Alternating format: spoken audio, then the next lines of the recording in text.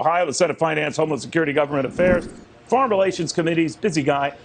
Senator, we do know right now that the president has as a crucial guest at that debate this Tony Bobulinski, this former Hunter Biden business partner. That means he's obviously going to bring up these Biden emails, the business dealings.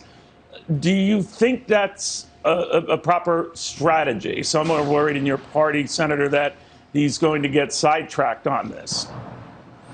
Well, I think you can walk and chew gum at the same time. In other words, these are obviously legitimate concerns that should be raised. But you know what? John Roberts talked about bread and butter issues. That's what I think the undecided voter really wants to hear about. I think that'll be much more effective. And the president's got a great message on that, because the economy going into COVID was incredible, not just in terms of the macroeconomic growth, but what it was doing to lift up people, give more people opportunity, close the wage gap, reduce the poverty rate to historic levels, lowest unemployment level for many, many decades for many groups that have been left out of the economic progress in the previous administration. So, look, he's got a great story to tell about the economy, and it's a very simple one. I did it before, I can do it again. Let's not go to higher taxes and more regulations and trying to stop from using our energy in this country, because those are the things that created all the growth. What if he does not do that, and in fact spends a good deal of time on this, Biden email business ties to Ukraine thing, maybe for quite legitimate reasons? He's infuriated about it, that the media has largely ignored it. I get that. But the more time he spends on that, the less time he's spending on the issues that you just mentioned.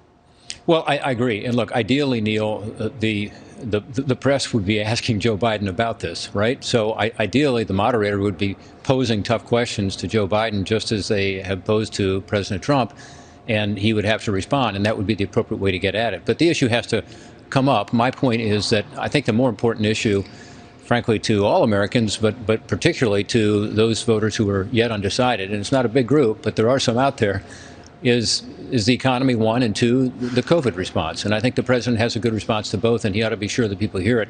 With regard to the economy, I think it's particularly strong because of what Vice President Biden would want to do with the economy. In other words, he wants to do all the things that are going to make it harder for people to get ahead. And the Trump economy going into the COVID-19, again, was really impressive, particularly for lower and middle income workers and for families that have been struggling for years, that had gotten back into the workforce and seen higher wages and better benefits. So it's a good story. I mean, you've seen the story. You've looked at the new census data, I'm sure, and the new data from the Federal Reserve, along with the Labor Department data. It was really, truly an opportunity economy. And that's what the president ought to talk about.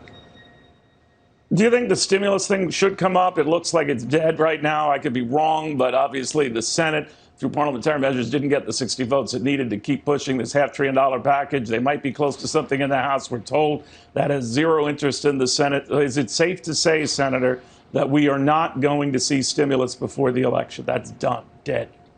Well, it's now hard to imagine, but I think the biggest reason we're not going to see it is I think that the Speaker of the House is not willing to be flexible, and she's shown that repeatedly. So poor Steve Mnuchin, he's done everything he can to try to come up with an agreement here. The president wants an agreement. The president has said that, repeatedly, publicly and privately.